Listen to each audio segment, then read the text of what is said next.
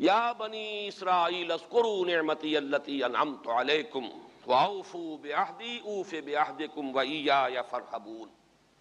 بنی اسرائیل، چونکہ یہ لفظ پہلی مرتبہ قرآن مجید میں آ رہا ہے تو یہاں تھوڑی سی وضاحت کرنی ہوگی۔ ابن جو عربی میں بیٹے کے لیے آتا ہے ابن، اس میں جو شروع کا حمزہ ہے یہ در حقیقت اضافی ہے، اصل لفظ جو ہے بے نون پر مشتمل ہے، اسی لیے اس کی جمع سالم آتی ہے بنون۔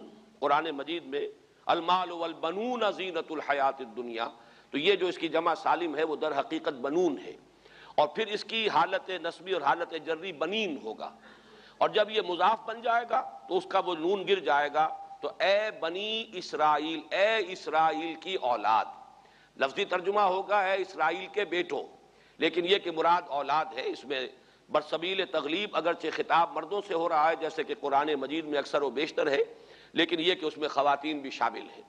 تو یا بنی اسرائیل، اے اسرائیل کے بیٹوں، اسرائیل سے مراد کیا ہے؟ اس پر اتفاق ہے، اجماع ہے، حضرت یعقوب کا یہ لقب ہے، البتہ یہ لفظ بنا ہے اسر اور ایل دو سے مل کر۔ ایل کا لفظ جو ہے وہ عبرانی زبان میں الہ کے لیے ہے، الہ اور ایل ویسے بھی قریب قریب ہیں، اسی لیے تمام فرشتوں کے نام جبرائیل، میکائیل، اسرائیل، یہ تمام الفاظ کے ساتھ جو ایل آتا ہے یہ در حق اسماعیل بھی سما اور ایل، چونکہ حضرت ابراہیم علیہ السلام نے دعا کی تھی پروردگار بیٹا عطا فرما، اس اعتبار سے جب اللہ تعالیٰ نے بیٹا عطا فرمایا تو اسماعیل نام رکھا، یعنی اللہ نے سن لیا۔ جیسے ہمارے ہاں دیہات میں یہ خاص طور پر جانگلی علاقہ جو کہلاتا ہے، اللہ ڈوایا، اللہ سنیا، یعنی یہ اللہ نے جس کے بارے میں ہماری دعا سنی اور ہماری استدعا کو قبول فرمایا، تو یہ گویا کہ اسماعیل کے معنی یہ ہے۔ تو اسرائیل جو ہے اسر اور ایل سے مل کر بنا ہے۔ عبرانی اور عربی زبان کے بارے میں یہ اختلاف ہے، ایک رائے تو یہ ہے کہ ماں بیٹی کا رشتہ ہے، عربی زبان عبرانی سے نکلی ہوئی ہے، لیکن زیادہ اکثر محققین کی رائے یہ ہے کہ یہ دونوں بہنیں ہیں، کوئی اور کامن زبان تھی سیمیٹک لینگویج ابتدائی جس سے کہ یہ دونوں زبانیں پھر وجود میں آئی ہیں، گویا کہ ان کے درمیان رشتہ جو ہے وہ بہنیں ہونے کا ہے، ماں اور بیٹی کا نہیں ہے، لیکن ظاہر بات ہے کہ مشابہت اور ان کے اندر جو ہے قرب جو ہے اور مناسبت وہ بہت نمایاں ہے۔ اسر کے دو ترجمے کیے ہیں، یہودی علماء تو اس پر بہت زیادہ جزم کے ساتھ قائم ہے کہ اسر سے مراد ہے بطل، یعنی رجل عظیم، جواں مرد، بہت باہمت انسان، اس لیے کہ ان کے ہاں یہ عقیدہ ہے اور بڑی تحریف جو ہوئی ہے تورات میں، اس میں ایسی ایسی باتیں بھی ہیں۔ حضرت یعقوب کی جو مدح کی گئی ہے اس میں اس حد تک مبالغہ ہے کہ حضرت یعقوب کی اللہ تعالیٰ کے ساتھ کشتی ہوئی اور اللہ کو پچھاڑ لیا حضرت یعقوب نے، تو معلوم یہ ہوا کہ یہ تو بڑے بہادر اور بہت جری انسان، اس اعتبار سے وہ بطل اور رجل کا ترجمہ کرتے ہیں اسر کا، لیکن یہ کہ صحیح ترجمہ جو ہے وہ اسر کا ہے بندہ، عبد، اس لیے کہ عربی کا لفظ جو بنا ہے اسیر، اسیری، کوئی کسی کا غلام ہے، اسیر، اسی سے لفظ اسرہ بنا ہے، اسرہ ہے کنبہ، کنبہ بھی آپس میں جڑا ہوا ہوتا ہے، ان کے بندھن ہوتے ہیں دوستی کے، محبت کے، اخوت کے، تو اسی طریقے سے یہ اسر کا لفظ آتا ہے کسی بندھن کے لیے۔ اسیر جو ہے پچھلے زمانے میں جبکہ جیلوں کا رواج نہیں تھا، تو اگر کسی شخص کے ذمے کسی کی کوئی رقم ہوتی تھی دینی تو اس شخص کو اس کے حوالے کر دیتے تھے، وہ اس کا ذاتی قیدی ہوتا تھا، ذاتی اسیر، اس کی تحویل میں رہتا تھا، جب تک کہ اس کے اعزاء اقارب آ کر وہ رقم ادا نہ کر دیں وہ شخص اس کی تحویل میں رہتا تھا، وہ اس کا اسیر ہوتا تھا۔ اس اعتبار سے غلام کے معنی میں یہ لفظ جو ہے مستعمل ہے، تو اسرائیل کا ترجمہ ہوگا عبداللہ۔ اذان تو میں عرض کر رہا تھا کہ اسرائیل کا ترجمہ ہوا عبداللہ، گویا کہ اب تک ہم نے یا بنی اسرائیل کا ترجمہ کیا اے اللہ کے بندے کی اولاد، مراد ہے حضرت یعقوب علیہ الصلوۃ والسلام۔ حضرت یعقوب حضرت اسحاق کے بیٹے ہیں، حضرت اسحاق حضرت ابراہیم علیہ السلام کے دوسرے بیٹے ہیں۔ حضرت ابراہیم کو پہلا بیٹا اللہ نے عطا فرمایا اسماعیل، اسی لیے میں عرض کر چکا ہوں سما اور ایل سے مل کر بنا ہے، جو دعا کی تھی انہوں نے اس دعا کا پہلا جواب جو ملا ہے اللہ تعالیٰ کی طرف سے، اس کی مقبولیت کا جو ظہور ہوا وہ حضرت اسماعیل کی شکل میں۔ پھر یہ کہ حضرت سارہ کو بھی اللہ تعالیٰ نے اولاد دی اور حضرت اسحاق پیدا ہوئے۔ اس وقت یہ جو بشارت دی گئی ہے قرآن مجید میں متعدد مقامات پر آگے چل کر آئے گا کہ حضرت سارہ کے ہاں بھی اولاد ہونے کی جو بشارت حضرت ابراہیم علیہ السلام کو فرشتے دینے آئے تھے، اسی میں یہ بھی تھا کہ نہ صرف یہ کہ تمہیں ایک بیٹا عطا ہوگا بلکہ اس کے بعد پوتا بھی عطا ہوگا، گویا کہ ایک بہت جلیل القدر پوتا۔ اس اعتبار سے ایک رائے یہ ہے کہ یعقوب عقب سے بنا ہے، گویا کہ بشارت میں پہلے ہی سے شامل تھا حضرت یعقوب علیہ السلام کا ذکر بھی، کہ اسحاق کے بعد اسحاق کے ہاں ایک بہت جلیل القدر بیٹے کی ولادت ہوگی اور اس کا نام یعقوب ہوگا، یعنی اسحاق کے بعد آنے والا، بیٹے کے بعد جو پوتا آتا ہے۔ لیکن یہود کی رائے یہ ہے کہ حضرت یعقوب پیدا ہوئے ہیں اپنے بھائی عیسو کے ساتھ، یہ تمام بیٹے ہیں حضرت اسحاق علیہ السلام کے، دو بیٹے پیدا ہوئے بیک وقت، جڑواں بھائی۔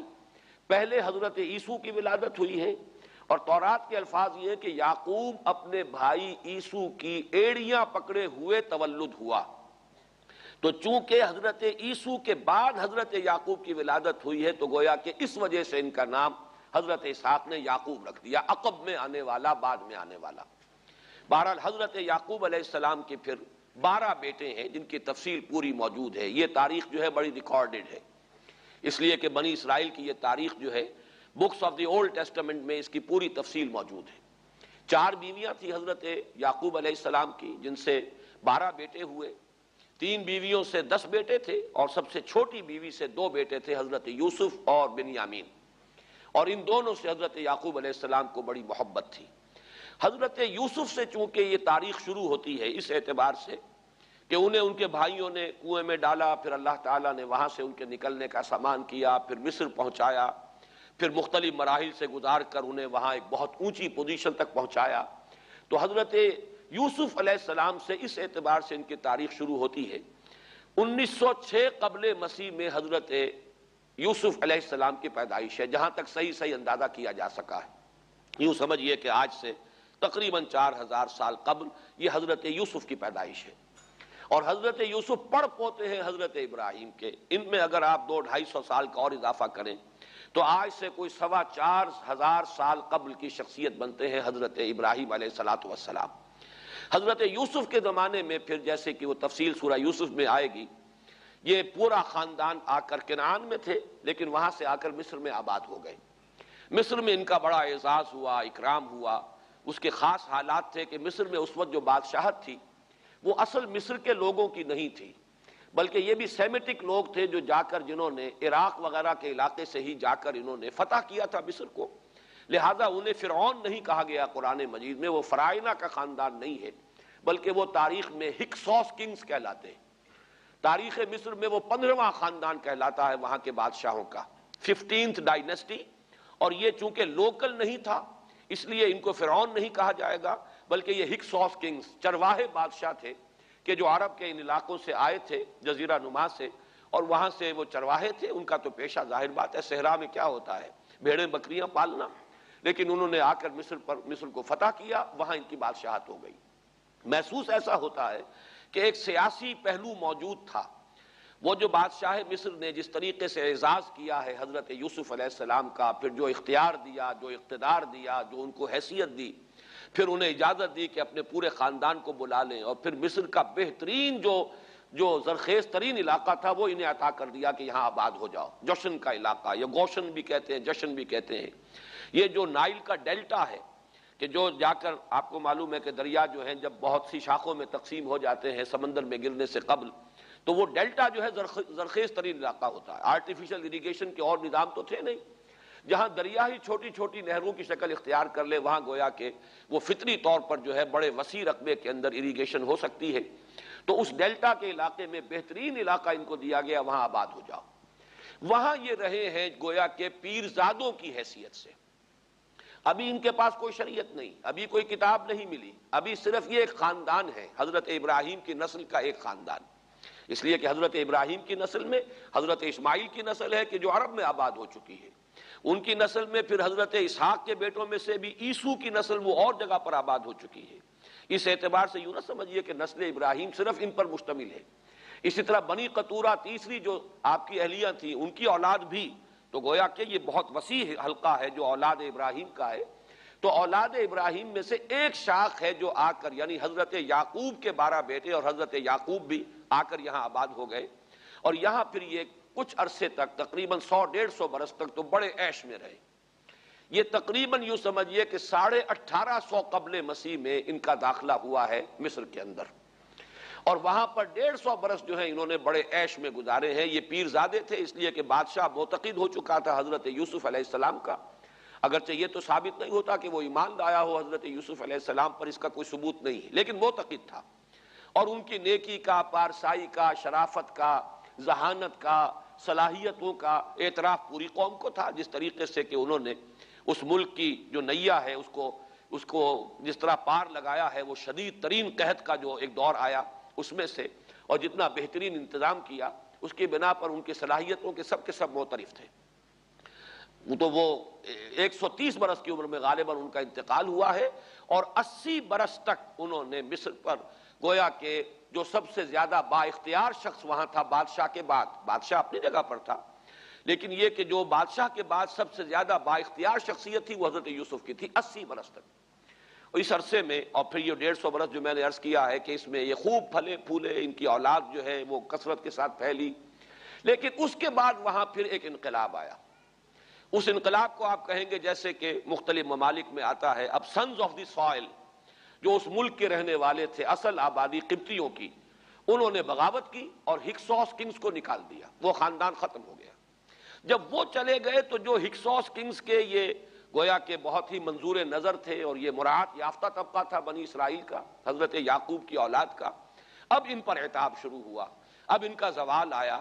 تو یوں سمجھیے کہ تقریباً 400 برس اس کے بعد ان کے بڑی ہی شدت کے اور بڑی سخت غلامی کے، رفتہ رفتہ اس میں شدت پیدا ہوتی گئی ہے، لیکن یہ ہے کہ یہ 400 برس اس لیے کہ پھر 1300 قبل مسیح میں 550 برس بعد پھر ان کا ایکسوڈس ہوا ہے مصر سے، جب حضرت موسیٰ علیہ السلام کو اللہ تعالیٰ نے مبعوث فرمایا، پھر حضرت موسیٰ علیہ السلام ان کی نجات کا ذریعہ بنے، اور پھر مصر سے لے کر وہ انہیں نکلے ہیں، معجزانہ انداز میں ہی سمندر کو پھاڑ کر ان کے لیے اللہ نے راستہ بنایا ہے، قدم قدم پر معجزوں سے ان کی تائید کی ہے، کھانے پینے کے لیے صحرائے تیہ میں کچھ نہیں تھا تو من و سلوہ دیا ہے، پانی پینے کے لیے نہیں تھا تو ایک ضرب سے چٹان میں سے 12 چشمے جو ہے اللہ تعالیٰ نے بہا دیے کہ 12 قبیلے ہیں آپس میں لڑے نہ، کہیں پانی پینے پلانے پہ جھگڑا اور کہیں گھوڑا آگے بڑھانے پہ جھگڑا، قبائلی زندگی میں یہ بڑا سینسٹیو ایشو ہوتا ہے، لہذا قد علم کل اناس مشربہم، ہر قبیلے کے لیے ایک گھاٹ معین ہو گیا، تمہارا چشمہ یہ ہے، تمہارا چشمہ یہ ہے،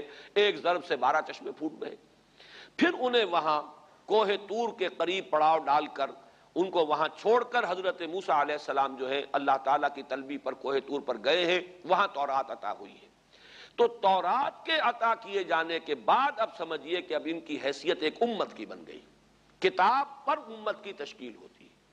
یہ امت مسلمہ قرآن مجید کی بنیاد پر امت ہے، جب یہ کتاب دی گئی ہے اس کی بنیاد پر ایک شریعت دی گئی ہے، کتاب دی گئی ہے، کتاب ہدایت ہے، تو اس نے امت کی شکل اختیار کی۔ یہی وجہ ہے کہ لفظ امت جو ہے قرآن مجید میں صرف مکی صورتوں کے اندر، مدنی صورتوں میں استعمال ہوا ہے۔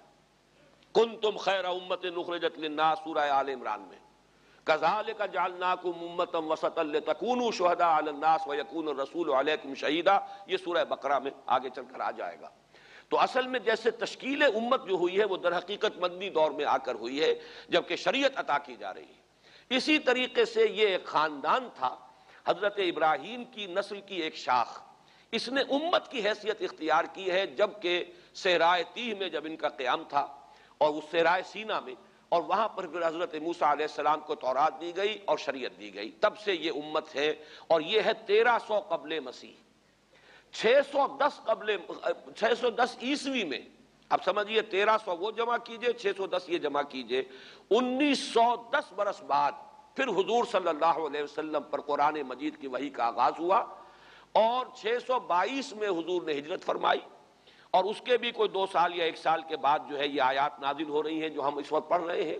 تو یہ سارا جو ہے تاریخی پس منظر ذہن میں رکھیے کہ یہ تقریباً 2000 برس کی تاریخ جو ہے ان کی بحیثیت امت۔ ویسے تو ان کی تاریخ اگر شروع کریں گے بنی اسرائیل تو حضرت یعقوب سے شروع ہونی چاہیے، اور وہ اس سے زیادہ ہو جائے گی طویل، لیکن در حقیقت امت کی حیثیت سے ان کی تاریخ 2000 برس کی شمار ہوگی کہ 1300 قبل مسیح میں جب ہجرت کی ہے حضرت موسیٰ علیہ السلام نے اپنی قوم کو لے کر مصر سے، اور جب صحرائے سینا میں آئے ہیں، سینائی پیننسولا میں، اور پھر کتاب ملی ہے، تورات عطا کی گئی، شریعت عطا کی گئی، تب سے اس کا امت کی حیثیت سے آغاز ہوا۔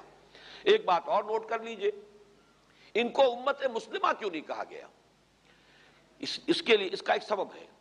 در حقیقت امت مسلمہ کا لفظ یا خیر امت یا امت کا لفظ جو ہے اس موجودہ امت کے لیے اس لیے استعمال کیا گیا ہے کہ یہ امت کسی ایک نسل پر مشتمل نہیں ہے۔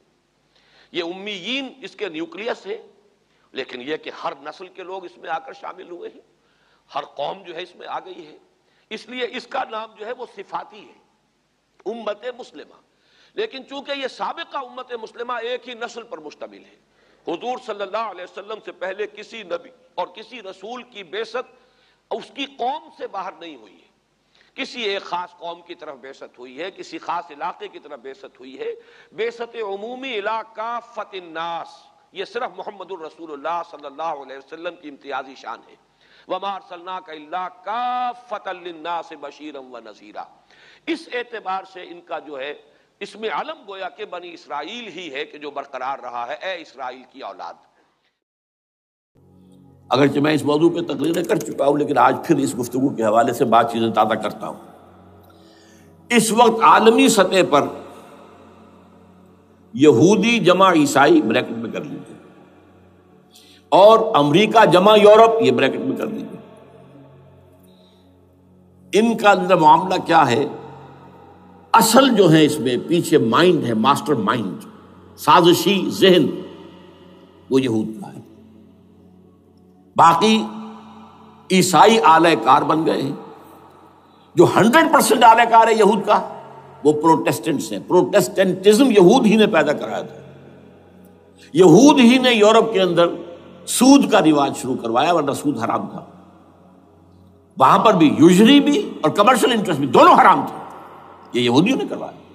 اور پھر پہلا بینک بنوایا ہے انگلستان کے اندر، بینک آف انگلینڈ، اور جو پوپ کے خلاف بغاوت کرائی تو پہلی بغاوت ہوئی انگلستان کے اندر، جو چرچ آف انگلینڈ علیحدہ ہو گیا پوپ سے، اور اسی کو یہودیوں نے قرار دیا یہ ہمارا ماڈرن اسرائیل ہے، یہ اسرائیل ہمیں دیا ہے گاڈ نے، یہ جو ہے برطانیہ۔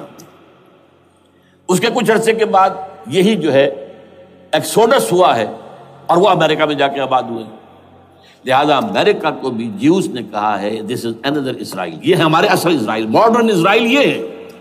اس لیے کہ جو انہیں وہاں پر اقتدار حاصل ہوا ہے، جو قوت حاصل ہوئی ہے، جس قدر دولت انہوں نے وہاں جمع کی ہے، وہاں کے جس طریقے سے جکڑ لیا ہے حکومتوں کو، فرنگ کی رگے جہاں پنجے یہود میں ہے۔ ٹھیک 100 سال پہلے علامہ اقبال یہ مشاہدہ کر کے آ گئے تھے یورپ میں، اور کون دیکھنے والا تھا کہ وہاں کیا ہو رہا ہے، بیہائنڈ دی سین کیا ہے، سامنے کیا ہے، پردے کے پیچھے کیا ہے۔ فرنگ کی رگے جہاں پنجے یہود میں، اس وقت فرنگ کا امام تھا برطانیہ، یہ وہ سلطنت تھی جس پر سورج کبھی غروب نہیں ہوتا تھا۔ آج وہ فرنگ کا امام امریکہ ہے، یہ برطانیہ تو اب وہ جو ایک نظم ہے کہیں بچپن میں پڑھی تھی، London bridge is going down going down going down, اس کی مثال ہے۔ برطانیہ کی تو کوئی حیثیت ہی نہیں، ورلڈ پاور کی حیثیت نہیں ہے، وہ تو چھوٹا بھائی اس نے بنا رکھا امریکہ نے اپنا، تو اس حیثیت سے جو ہے اس کی کوئی حیثیت ہے، ورنہ کوئی اور حیثیت نہیں۔ بہرحال ان دونوں میں یہ ہے کہ پیچھے ماسٹر مائنڈ، سازشی ذہن، پلاننگ، سکیم ساری یہودیوں کی، آلہ کار امریکہ سب سے بڑھ کر، اس کے بعد برطانیہ ہے، اور اس میں اصل پروٹیسٹنٹس، ان میں بیپٹسٹ، ان میں اس سے بھی آگے بڑھ کر ایونجلسٹ، جن کو کہتے ہیں بورن اگین کرسچنز، جن کو کہتے ہیں نیو کنزرویٹو کرسچنز، یہ تمام اصطلاحات آپ اخبارات میں پڑھتے ہوں گے، ان کو گروپ کر لیجیے۔ یہ اصل اعلی کار، ان کو ایک نیا نام دیا گیا ہے کرسچین زائنسٹ۔ ایک یہودی زائنسٹ ہیں، سارے یہودی زائنسٹ نہیں ہیں، بہت سے یہودی ہیں جو یہ زائنسٹ کے مخالف۔ چنانچہ میری ہیوسٹن میں ملاقات ہوئی تھی ڈاکٹر وشو گرانڈ، بہت بڑا پروفیسر ایمیریٹس یہودی، لیکن یہ کہ اس نے کہا، بڑے اجتماع میں کہا، ہمارا اجلاس تھا وہاں پر، ہم نے یہ جو ہے بلایا تھا ایک یہودی، ایک عیسائی اور ایک مسلمان، تینوں جو ہے وہ تقریریں کریں۔ انہوں نے کہا تھا کہ وی آر ناٹ سپورٹنگ اسرائیل۔ اس نے وہ عیسائی جو آیا ہوا تھا پروفیسر، اس کی طرف they are supporting Israel, we are not supporting Israel. اسی طرح میری جو ہوئی تھی round table conference, round table, اس میں ایک یہودی پروفیسر تھے، وہ ہسٹری کے پروفیسر، میں نام بھول رہا ہوں ان کا، انہوں نے کہا آئی ایم اینٹی زائنزم، میں زائنزم کے خلاف ہوں۔ تو زائنسم جو ہے اصل میں ایک سیکولر یہودیوں کی تحریک ہے، اور اس کے سب سے بڑے سپورٹرز کرسچن زائنسٹ وہ امریکہ میں بیٹھے ہوئے۔ تو یہ ہے صورتحال۔ یہ جان لیجئے کیتھولکس جو ہیں یہ اتنے پرو یہودی نہیں ہیں، اب رفتہ رفتہ وہ بھی اس کے اندر آ کر شامل ہو گئے۔ یورپ جو ہے زیادہ کیتھولکس، رومن کیتھولکس کا یہ بھی آپ نے جملہ پڑھ سنا ہوگا کہ یہ جو ترکی جو ہے ہمارا ملک، یہ جو کوشش کرتا رہتا ہے گھسنے کی یورپین یونین کے اندر، تو ایک دفعہ جان شراق نے کہا تھا، بڑا پیارا جملہ تھا، Why doesn't Turkey understand that we are a Christian club؟ یہ ہماری جو یونین ہے یورپین، یہ تو کرسچین کلب ہے، وہ مسلمان ہے، وہ کس وجہ سے آنا چاہتا ہے بندہ، کیوں تو خود داخل ہونا چاہتا ہے؟ Why doesn't Turkey understand that we are a Christian club؟ لیکن یہ ہے رومن کیتھولکس، اور ان کا میں بعد میں آپ کو بتاؤں گا۔ یہی آپ کو معلوم ہے کہ یورپ نے عام طور پر اسرائیل کا اتنا ساتھ نہیں دیا جتنا جو امریکہ دیتا رہا ہے، اور کسی درجے میں ان کے دلوں میں سافٹ کارنر جو ہے عرب فلسطینیوں کے لیے بھی رہا ہے۔ یہ معاملہ ایران کے بارے میں بھی رہا ہے، جس قدر اسٹرانگ ایکشن امریکہ لینا چاہتا ہے یہ جو ہے اس کے ساتھ نہیں ہے۔ تو یہ تھوڑا سا فرق ہے، وہ میں اس کا ایک بنیاد بعد میں بتا دوں گا آپ کو۔ بہرحال ان کا ایک جو ایجنڈا ہے وہ دو، سمجھیے کہ دو اس کے نکات ہیں، دو رسیوں کے مانند یہ آپس میں بٹا ہوا ہے۔ پہلا، عالم اسلام کے مادی اور مالیاتی وسائل خصوصاً تیل پر قبضہ، یہ ان کا دنیاوی اعتبار سے، دولت کے اعتبار سے، وسائل کے اعتبار سے اس وقت کا ایجنڈا ہے۔ ویسے تو اس سے اوپر وہ چاہتے ہیں پوری دنیا پر، وہ تو بعد کی بات ہے، لیکن ابھی نہ وہ روس کو چھیڑ رہے ہیں نہ چین کو چھیڑ رہے ہیں۔ چین تو ان کا سب سے بڑا جو ہے بزنس پارٹنر ہے، سب سے بڑا، اور چین کو رفتہ رفتہ وہ اپنی لائن پر لا رہے ہیں۔ اب تو صرف یہ کہ وہ ایک پارٹی گورنمنٹ وہاں رہ گئی ہے جو کہ کمیونزم کے دور کی یادگار ہے، باقی ان کی جو اکانومی ہے وہ تو آ چکی ہے اسی رخ کے اوپر جو یورپ کی ہے، مغرب کی ہے۔ نمبر دو ایجنڈا کیا ہے؟ دنیا میں کہیں بھی اسلام کے بحیثیت ایک نظام زندگی ظاہر ہونے کا کوئی موقع نہیں دینا۔ We have to nip the evil in the bud at any cost۔ یہ ان کے ایجنڈے کا دوسرا بڑا حصہ۔ یہ دو ہے انٹرٹوائنڈ، جیسے آپ لڑیوں کو بٹ دے کر رسی بناتے ہیں، ایسے یہ دو لڑیے ہیں۔ اسلام کا پولیٹیکل سوشو اکنامک سسٹم کہیں نہ آ جائے دنیا میں، ہو نہ جائے آشکارا شر پیغمبر کہیں، یہ ابلیس نے کنکلوڈ کیا ہے، وہ جو ابلیس کی مجلس شورا ہے، ہو نہ جائے آشکارا شر پیغمبر، کہیں ایسا نہ ہو کہ پیغمبر کی شریعت دنیا کے سامنے آ جائے، پیغمبر کا نظام آ جائے۔ الحذر، آئین پیغمبر سے 100 بار الحذر، حافظ ناموس زن، مرد آزما مرد آفری، یہ معاشرتی نظام ہو گیا۔ موت کا پیغام ہر نوع غلامی کے لیے، نہ کوئی فخفور و خاکہ، نہ گدائے رہنشی، یہ سیاسی نظام آ گیا، اور کرتا ہے دولت کو ہر آلودگی سے پاک و صاف، منعموں کو مال و دولت کا بناتا ہے امین۔ تم دولت کے امین و مالک نہیں ہو، اور اس سے بڑھ کر اور کیا فکر و عمل کا انقلاب، بادشاہوں کی نہیں اللہ کی ہے یہ زمین، ان الارض للہ۔ یہ نظام کہیں نہ آ جائے دنیا، یہ جس پہ کہ وہ خطرہ محسوس کر رہا تھا۔ اور اس کے بعد یہ کہتے ہیں، یہ تو تھا عصر حاضر کے تقاضے، لیکن یہ کہ صورتحال کیا ہے؟ ہو نہ جائے آشکارا شر پیغمبر کہیں، ہے یہی، یہ معاملہ اس طرح رکھو کہ خود مومن ہے محروم یقین، یہ غنیمت ہے کہ خود مومن ہے محروم یقین۔ ہمیں اگر کوئی سہارا ملتا ہے تو اس سے کہ مومنوں کو بھی، نام نہاد مسلمانوں کو بھی اپنے اس نظام پر یقین نہیں، وہ نماز پر یقین رکھتے ہیں، روزے پر رکھتے ہیں، زکوٰۃ کو بھی دو بھی اللہ تعالیٰ جس کو توفیق دیتا ہے، حج کرتے ہیں، عمرے کرتے ہیں، یہ ہے سب، لیکن یہ کہ یہ غنیمت ہے، چشم عالم سے رہے یہ پوشیدہ یہ آئین تو خوب۔ وہ ابلیس کہتا ہے کہ یہ آئین چشم عالم سے پوشیدہ رہنا چاہیے، یہ غنیمت ہے کہ خود مومن ہے محروم یقین۔ ہمارے لیے جو ہے اگر کوئی سانس لینے کی جگہ ہے وہ یہ ہے حوصلہ افزائی اگر ہے تو اس میں ہے کہ خود مومن محروم یقین ہے، اس کے سامنے وہ راستہ ہے ہی نہیں۔ اب لیجئے یہودیوں کے ایجنڈے کو میں تجزیہ کر رہا ہوں۔ سب سے پہلے World Bank, I M F, globalization, TRIPS, ان تمام ہتھ کنڈوں کے ذریعے عالمی مالیاتی استعمار جو بظاہر امریکہ کا ہوگا حقیقت یہود کا ہوگا۔ یہودیوں کے نزدیک پوری نوع انسانی حیوانوں کے مانند ہے۔ They are not human beings. They are goyams. They are Gentiles. یہ انسانی شکل میں حیوان ہیں، اور جیسے حیوانوں کو ایکسپلائٹ کرنا، استعمال کرنا انسانوں کا حق ہے۔ گھوڑے کو آپ باندھتے رہے ہیں نا ٹانگے کے آگے، اور بیلوں سے آپ ہل جتواتے رہے ہیں، تو جیسے یہ حق ہے ایسے ہمارا حق ہے پوری دنیا کے جو ہے وسائل ان کو کھینچے۔ ہاں جیسے گھوڑے اور بیل کو بھی کچھ نہ کچھ دانہ تو ڈالنا پڑتا ہے، چارہ تو دینا پڑتا ہے، تو ان کو بھی کچھ دو۔ یہ پوری نوع انسانی ورکرز بن کر رہ جائے، حیوان بن جائیں، بالکل شہوت کے غلام بنا دو انہیں، اخلاقی اقدار کا بیڑا غرق کر دو، خاندانی نظام کو تہوبالا کر دو۔ یہ باقاعدہ جو protocols of the elders of the Zion تھے ان سب میں موجود ہے لکھا ہوا، جو 1897 میں انہوں نے پاس کیا اپنا پروگرام بیسل میں، سوئٹزرلینڈ کا ایک شہر ہے۔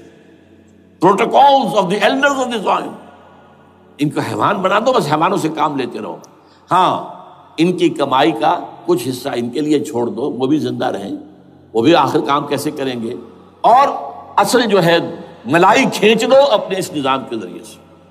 World Bank, I M F, stock exchange, TRIPS, globalization, اس کے ذریعے سے عالمی مالیاتی استعمار۔ نمبر 2، ایک ہے ان کا ایجنڈا، یہ تو عالمی ہے، دوسرا ایجنڈا کیا ہے؟ وہ لوکل ہے۔ وہ کیا ہے؟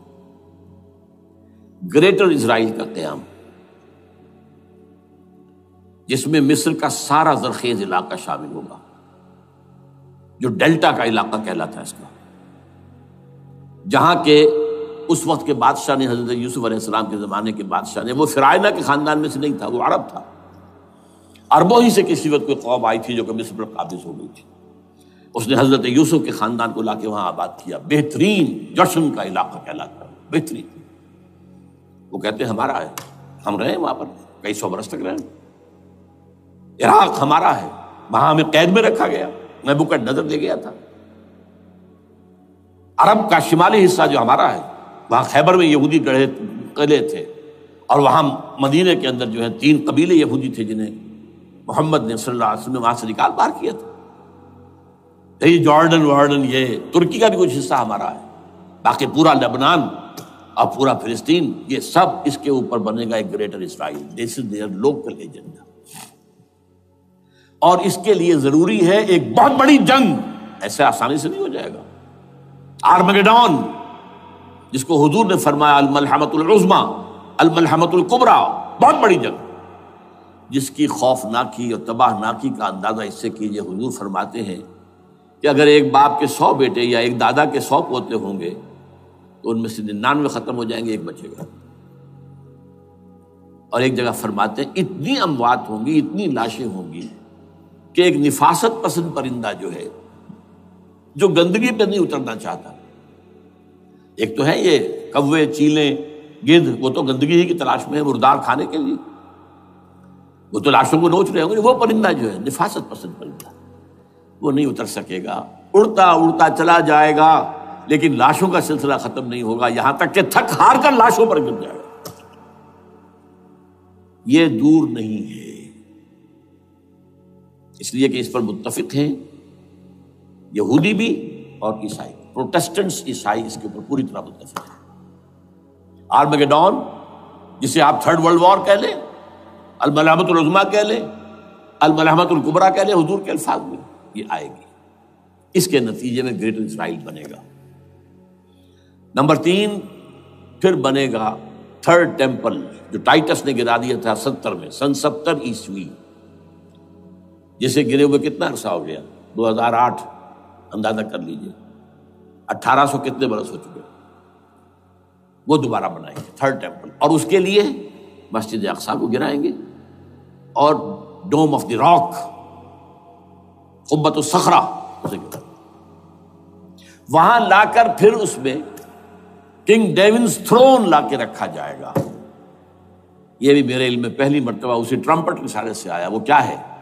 حضرت داؤد کا، آج سے کتنے ہزار سال پہلے کی بات ہے، اندازہ کیجیے، 1000 قبل مسیح، اور یہ اب 2000 ہو گیا عیسوی، 3000 برس تو ہو گئے۔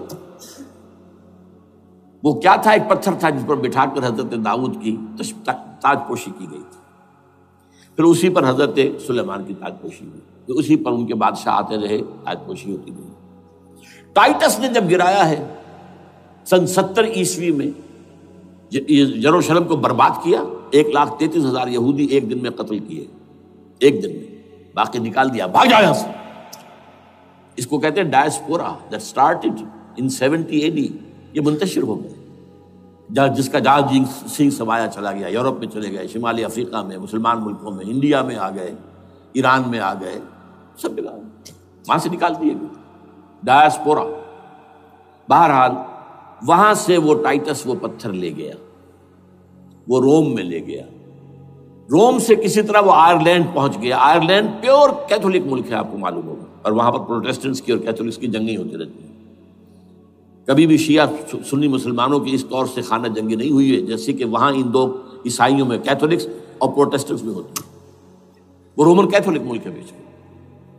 وہاں سے وہ انگلینڈ میں آیا، انگلینڈ میں جب آ گیا، بلکہ وہاں سے اسکاٹ لینڈ سے انگلینڈ میں پھر اس کو ایک کرسی کے اندر اس کی سیٹ کی حیثیت سے بنا کر ایک تھرون کی شکل دے دی گئی، اور وہ جو ویسٹ منسٹر ایبے ہے، برطانیہ کے پارلیمنٹ کے ساتھ جو چرچ ہے، ویسٹ منسٹر ایبے، وہاں اس کو لا کے رکھ دیا گیا۔ اس وقت سے برطانیہ کے بادشاہوں اور ملکاؤں کی تاج پوشی وہاں ہوتی ہے۔ تو ایک یہ ہے کہ پھر اس کو لا کر وہاں رکھیں گے۔ اب یہاں سے اختلاف ہے، یہ نوٹ کر لیجیے، یہاں تک عیسائیوں کا، یہودیوں کا ایجنڈا ایک، یہاں اختلاف ہے۔ یہودیوں کے نزدیک ان کا مسیح آئے گا اور وہ وہاں بیٹھ کر پوری دنیا پر راج کرے گا۔ وہ مسیح جس کی خبر دی گئی تھی شروع کی کتابوں میں، جو تورات کی ابتدائی کتابیں ہیں، وہ تو حضرت مسیح کی شکل میں آ گئے۔ دی پروفیسی واز فلفلڈ۔ یہودیوں نے نہیں مانا، انہیں تو قرار دیا جادوگر ہے، کافر ہے، مرتد ہے، ولد الزنا ہے، اور اپنے بس پڑتے سولی پر چڑھوا دیا۔ وہ دوسری بات ہے، اللہ نے کیا کیا، وہ ایک علیحدہ مسئلہ ہے۔ چنانچہ یہ کہ دی سچویشن از ویکنٹ، وہ مسیحا کی جگہ ابھی باقی ہے ان کی، and they are waiting for him. تو وہ آئے گا اور وہ یہاں اس تخت داؤد پر بیٹھ کر پوری دنیا پر حکومت کرے گا۔ عیسائیوں کا کہنا کیا ہے کہ در حقیقت حضرت مسیح نازل ہوں گے، سیکنڈ کمنگ آف جیسس، جس کو ہم بھی مانتے ہیں، اگرچہ ہوگا کیسے، حالات و واقعات کا کیا ہمارے نزدیک رنگ ہے وہ کچھ مختلف ہے، وہ میں اس کو بیان نہیں کر سکتا۔ حضرت مسیح علیہ السلام پھر اس تخت پر بیٹھیں گے ان کے عیسائیوں کے مطابق۔ چنانچہ پوپ جو مر گیا ہے، پال سیکنڈ، اس کو یہ ٹرمپٹ والے کہتے ہیں شیطان، اور ان کا کہنا یہ ہے کہ اس شیطان نے the old ancient Roman holy Roman empire کو ریوائیو کیا ہے یونائٹڈ یورپ بنا کر، اور ان کا مقصد کیا ہے کہ یہ فلسطین میں ایک رومن کیتھولک حکومت قائم کرنا چاہتے ہیں۔ یہودی اپنی حکومت چاہتے جو ہے، اور وہ اپنی حکومت چاہتے ہیں، یہ ان کا کہنا ہے۔ یہ میں نہیں جانتا کہ اس میں کس حد تک ان ایک دوسرے پر الزام درست ہے، لیکن جیسے کہ آپ کو معلوم ہے کہ انڈونیشیا کے اندر بھی ہوا تھا، ایک جزیرے کو تقسیم کر دیا، ایک حصہ جو ہے اس کا وہ رومن کیتھولک ریاست بن گیا ہے۔ شاید نائجیریا میں بھی اس طرح کا معاملہ ہوا ہے، کچھ تھوڑے علاقے کے اندر، وغیرہ وغیرہ۔ تو یہ ہے، لیکن بہرحال یہ ان کا۔ عیسائیوں کا معاملہ کیا ہے؟ میں نے جیسا کہ بتایا کہ یہ تو اس ایجنڈے کے اندر متفق ہے، اور عیسائی بھی ورلڈ ڈومینیشن، مالیاتی جو ہے استعمار، اس کے لیے کوشاں ہیں۔ لیکن ان کے نزدیک حضرت عیسیٰ ابن مریم آئیں گے علیہ الصلوۃ والسلام، اور وہ حکومت کریں گے۔ اس پورے ڈرامے کا اسکرپٹ پورا یہودیوں کا لکھا ہوا ہے، اور انہی کی سازش اس پورے ڈرامے کے پیچھے ہے۔ البتہ بظاہر اس ڈرامے کا بڑا کیریکٹر جس سے آپ ہیرو کہیں وہ امریکہ ہے، اور اس کے تابع یورپ بھی ہے. یہ ہے عالمی سطح پر معاملہ اس وقت. ویسے میری 2 کتابیں جو ہے اس پر کتابچے ہیں. 4 سال پہلے میں نے اسی مقام پر 2 تقریریں کی تھی. ایک موجودہ عالمی حالات اور اسلام کا مستقبل. وہ دوسرا حصہ جو میں اس وقت نہیں چھیڑ رہا، ہوگا کیا اصل میں، جس میں یہ ہے کہ کہیں اسلامی ریاست قائم ہو، خلافت کا نظام قائم ہوگا کہاں ہوگا یہ میں بحث نہیں کر رہا. حضرت مہدی کا ظہور ہوگا، وہ آئیں گے عرب کے اندر. پھر یہ ہے کہ وہ جو گریٹر اسرائیل کے خلاف جہاد ہوگا، اور اللہ کرے گا کہ رفتہ رفتہ یہ ممالک جو ان سے لے لیے جائیں گے، یہاں تک کہ بالآخر ایک یہودی اعلان کر دے گا میں ہوں مسیح، جس کو کہ عیسائی بھی کہتے ہیں اینٹی کرائسٹ، اور یہ کہتے ہیں یہ بیپٹسٹ بھی کہ اینٹی کرائسٹ جو ہے وہ یہودی ہوگا. جبکہ کچھ عرصے پہلے بہت بڑا پروپیگنڈا ہوا تھا کہ اینٹی کرائسٹ جو ہے، دجال جو ہے، وہ تو مسلمان ہوگا. نہیں، لیکن وہ کہتے ہیں کہ ہوگا یہودی ہوگا. اور پھر اس یہودی کو قتل کریں گے حضرت مسیح، دی ریئل مسیح، اصل مسیح جو اٹھا لیے گئے درمیان میں، وہ آئیں گے اور ان کے ہاتھوں دجال بھی قتل ہوگا، اور پھر مسلمانوں کے ہاتھوں ایک ایک یہودی ختم ہوگا. پھر ایک عالمی اسلامی ریاست قائم ہوگی حضرت مسیح کے ہاتھوں، اور وہاں پر حضرت مسیح ایک حدیث میں آتا ہے 40 برس تک پوری دنیا پر حکومت کرے گی. بہرحال یہ دوسرا پکچر ہے جو ہمارے سامنے، میں اس وقت کی تفصیل میں نہیں جا رہا. جو ان کے سامنے پکچر ہے وہ میں نے آپ کو بیان کر دیا. اب اس میں تجزیہ کیجئے افغانستان پر حملے کا اصل سبب جو میں نے 2 بتایا نا، 2 لڑیاں ہیں ان کے ایجنڈے کی. ایک اسلام کہیں ظاہر نہ ہو جائے، اسلام کا نظام ظاہر نہ ہو جائے، اور ایک مسلمانوں کے مالیاتی خاص طور پر تیل کے وسائل پر قبضہ. اب افغانستان میں کیا ہوا ہے، یہ سارا معاملہ تھا اسلام کا راستہ روکنے کے لیے، کہ یہاں تو اسلام ایک شکل دکھا رہا ہے اپنی، اور اگر انہیں موقع مل گیا تو یہ تو ایک ایسی ویلفیئر اسٹیٹ قائم کر دیں گے، زکوٰۃ کا نظام قائم ہو جائے گا تو اعلیٰ ترین ویلفیئر اسٹیٹ قائم ہو جائے گی. اور اگر یہاں پر جو ہے یہ ساری سزائیں نافذ ہو گئی، معاشرہ کرائم فری ہو جائے گا، لوگوں میں محبت ہوگی، مساوات ہوگی، اور یہ کہ عام لوگوں کے لیے ویلفیئر ہوگا. اور یہ سامنے نظام آ گیا تو پھر ہمارا یہ نظام کیپٹلزم یہ کہاں رہے گا، اس کو تو منہ چھپانے کی جگہ نہیں ملے گی. لہذا افغانستان پر حملے کا اصل موٹو یہ ہے.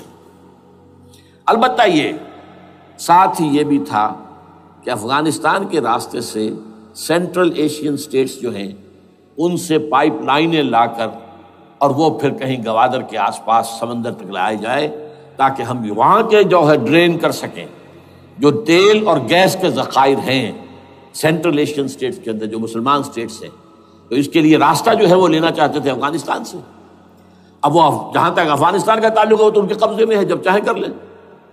اب پاکستان کا معاملہ جو تھا وہ جیسا کہ میں نے کہا کہ اس کا راستہ وہ رک گیا، جبکہ انہیں واپس جانا پڑ گیا. لیکن انہوں نے افغانستان میں کوشش کی طالبان کے زمانے میں. یونیکول جو ہے ان کی سب سے بڑی جو ہے کمپنی ہے، اس نے مذاکرات کیے. وہ دیکھ کر حیران رہ گئے کہ یہ ان پڑھ، یہ ملے ملاٹے جو ہیں یہ تو بڑے ٹف بارگینر ہیں.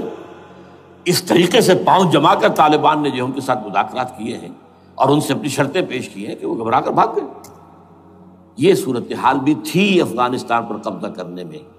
لیکن یہ ہے کہ اصل کیا تھا کہ وہ اسلام کی کوئی شکل دنیا کے سامنے نہ آنے پائے، جو ان کا میجر ہے.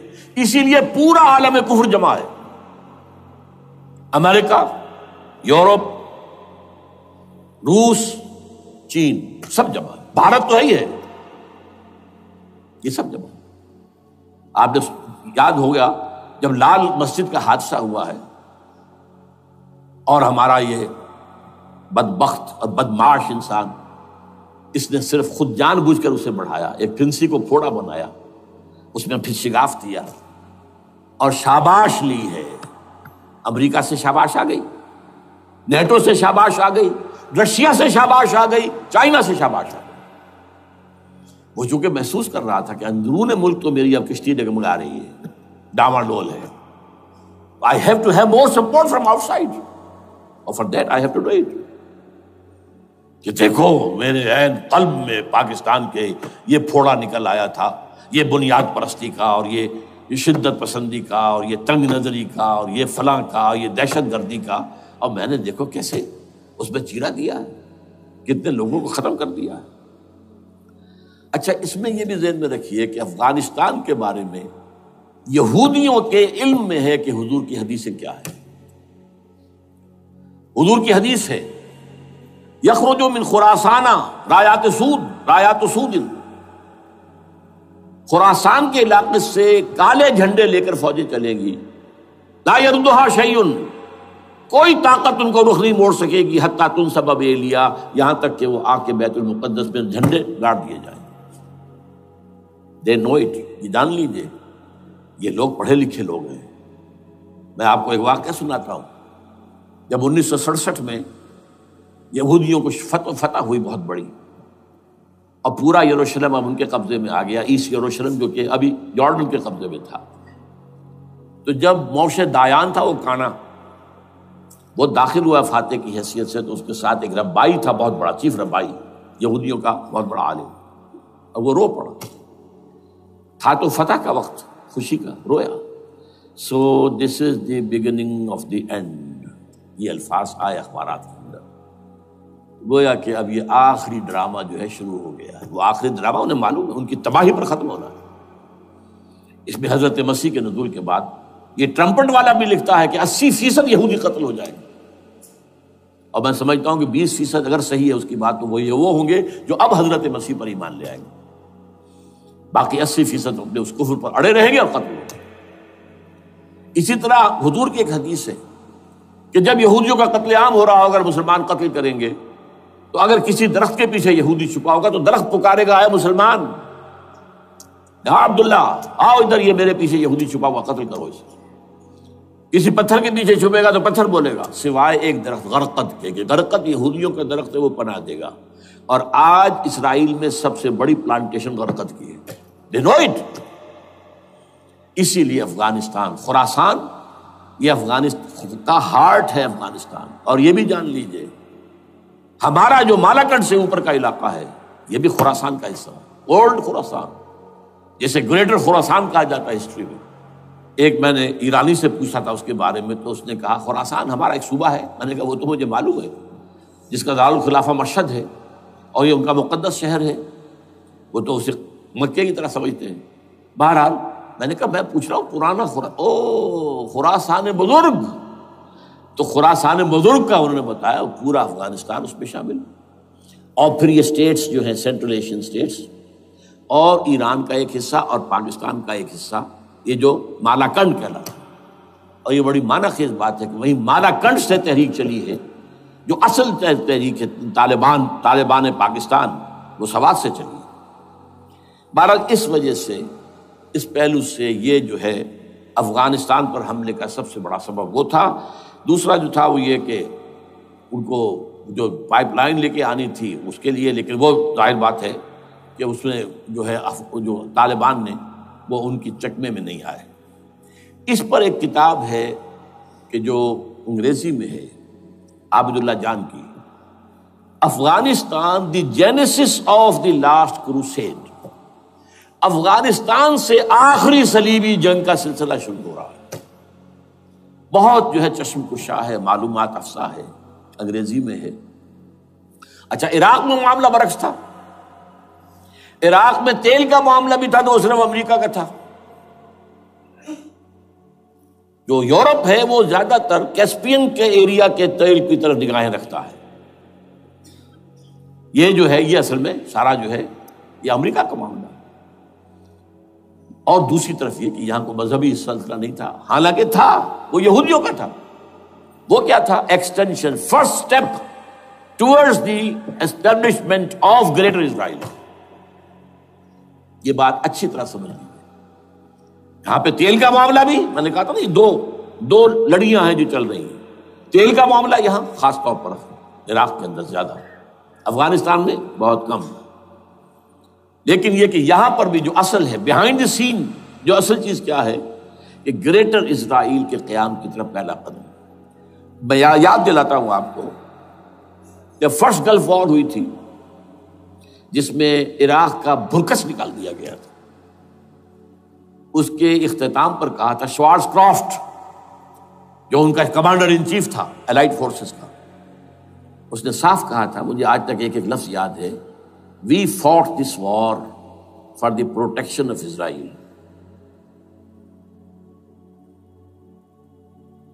اور اب جو ابھی ہوا معاملہ، جب صدام گرا ہے، اس کا مجسمہ بھی گرا ہے، تو اس کے بعد وہ شخص، وہ بدبخت، وہ خبیث جو ابھی پڑا ہوا کومے میں، شیرون نے کہا تھا ان قریب عراق پر ہماری حکومت ہوگی، اور اس سے پہلے تو ہم صرف عراق میں سے یوفریٹس تک کا علاقہ مانگتے تھے، دریائے فرات تک کا، اب ہمارا مطالبہ یہ ہے کہ ہم تو در حقیقت دجلہ تک جائیں گے، دجلہ، تاکہ پورا کا پورا جو فرٹائل جو دو آبا ہے دجلہ اور فرات کے درمیان کا بہترین علاقہ، وہ سارا ہمارے پاس۔ اس سے آپ اندازہ کر لیجئے کہ یہ دونوں چیزیں جو ہیں دونوں جگہ موجود ہیں۔ وہاں مذہبی زیادہ ہے افغانستان کا، لہذا یہاں بہت بڑی جو ہے کولیشن بن گئی۔ عراق میں تو وہ کولیشن نہیں بن سکی، یورپ بھی ساتھ نہیں آیا، امریکہ had to go it alone, اسے کرنا پڑا ہے۔ زیادہ سے زیادہ کوئی ٹوکن، آسٹریلیا کا کوئی ٹوکن معاملہ جو ہے وہ برطانیہ کا کچھ شاید ٹوکن ٹائپ جو ہے، وہی یہ کامن ویلتھ پرانی جو ہے چلی آ رہی ہے، اس میں شاید کینیڈا کا، باقی تو کوئی نہیں۔ یہ جو آل ورلڈ کولیشن بنی تھی وہ افغانستان کے خلاف کیوں ہے؟ یہاں سے اسلام کی ریسرجنس کا اندیشہ ہے۔ یخرج من خراسان رایات سود لا یردها شیء حتی تنصب بایلیا۔ حضور کے زمانے میں ایلیا جو ہے وہ کن کے قبضے میں تھا؟ عیسائیوں کے۔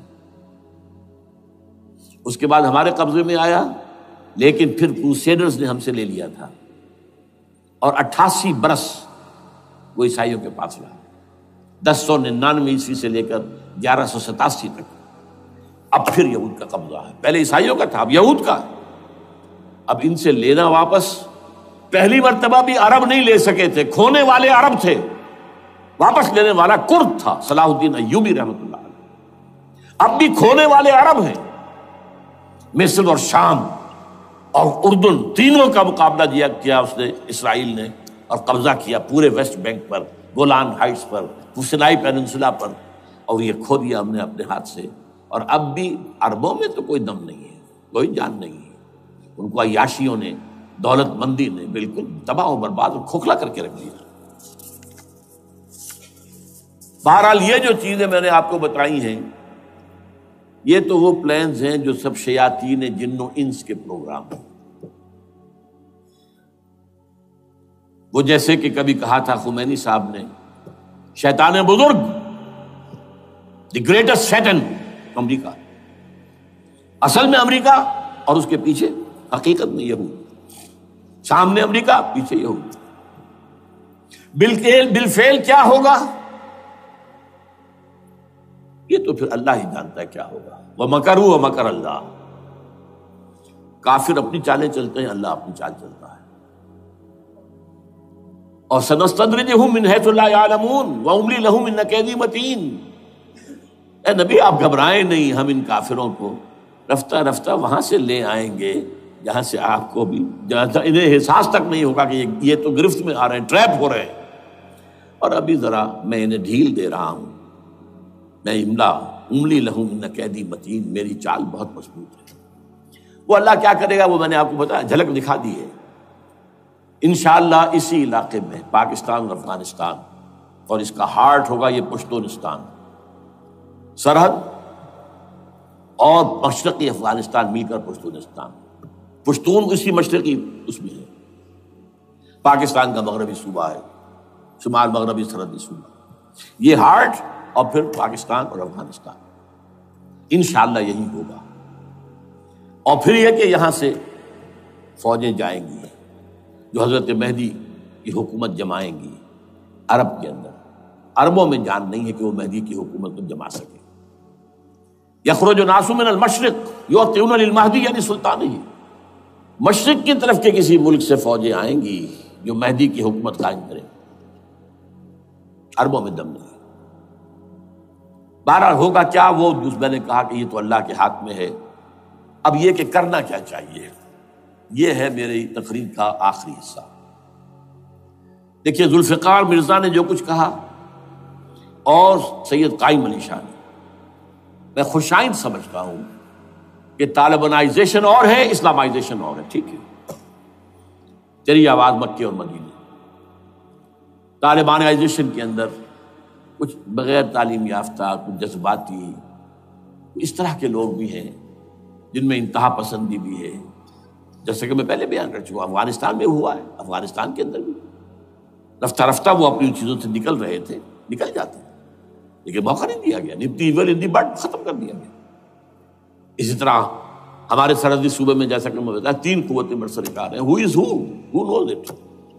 کون کیا کہے. لیکن بہرحال یہ کہ پہلی بات یہ، اسلام اور پاکستان لازم و ملزوم ہیں. یہاں اسلام آئے گا تو یہ ملک رہے گا، نہیں آئے گا تو ختم ہو جائے گا. اس میں کوئی شک نہیں. میری 2 کتابیں پڑھ لیجیے اگر اللہ توفیق دے، ہمت دے. اسلام اور پاکستان، یہ سن 67-68 کی تحریریں میری ہیں. جینیسس آف پاکستان کیا تھا، how Pakistan came into existence. پھر یہ کہ میں نے استحکام پاکستان کے نام سے سن 85 کے اندر کتاب لکھی ہے. یہ دونوں کتابیں پڑھی ہیں. پاکستان کا کوئی جواز نہیں اگر یہاں اسلام نہ آئے، اور واقعتاً ہم جواز کھو چکے ہیں. تو اللہ تعالیٰ ہمیں مہلت دے رہا ہے. لیکن اب یہ سمجھ لیجئے، یہ اللہ تعالیٰ کی طرف سے ایک خاص مہلت ہے، اور شاید آخری مہلت ہے جو ہمیں مل رہی ہے.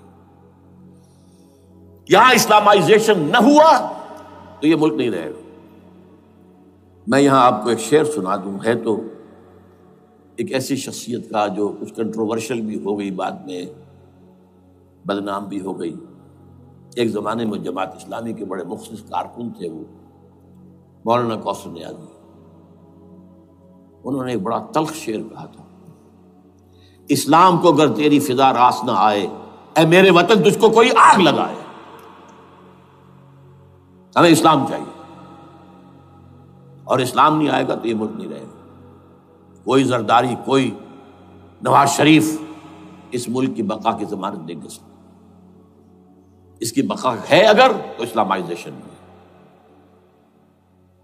61 سال کی ہماری بے وفائی اللہ کے ساتھ کیے ہوئے وعدے کی، اس کا ایک عذاب ادنا ہم جھیل چکے ہیں. 71 یاد کی، سن 71 پاکستان 2 لخت، 93,000 مسلمان پاکستانی بھارت کی قید میں بھیڑوں بکریوں کی طرح ہانک کر لے جائے گئے، ٹرکوں میں بھر بھر کر، جیسے کہ ڈیرہ غازی خان سے بھیڑیں بکریاں آتی ہیں لاہور میں ذبح ہونے کے لیے. کنسنٹریشن کیمپس میں ہمارے ٹائیگر نامی جرنیل نے پیش کیا اپنا ریوالور. کتنے لوگ مارے گئے، کتنا فساد ہوا. مسلمان کے ہاتھوں مسلمانوں کا خون کتنا ہوا. یہ اللہ کا ایک خاص عذاب ہوتا ہے. میں نے وہ آیت آپ کو سنائی تھی، قل هو القادر على ان يبعث عليكم عذابا من فوقكم او من تحت ارجلكم. اے نبی سے کہہ دیجیے اللہ اس پر قدرت رکھتا ہے، جب چاہے تم پر کوئی عذاب اوپر سے بھیج دے، تمہاری زمین کے نیچے سے نکال دے. زلزلہ آیا تھا کہ نہیں؟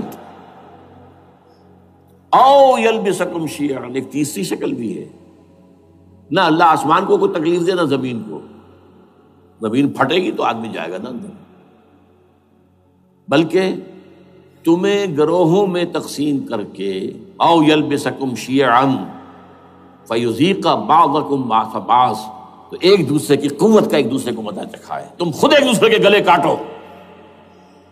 ہمیں کسی اور قوم کو تکلیف دینے کی ضرورت نہیں ہوگی. یہ کام ہمارے ساتھ ہو چکا ہے 1971 میں.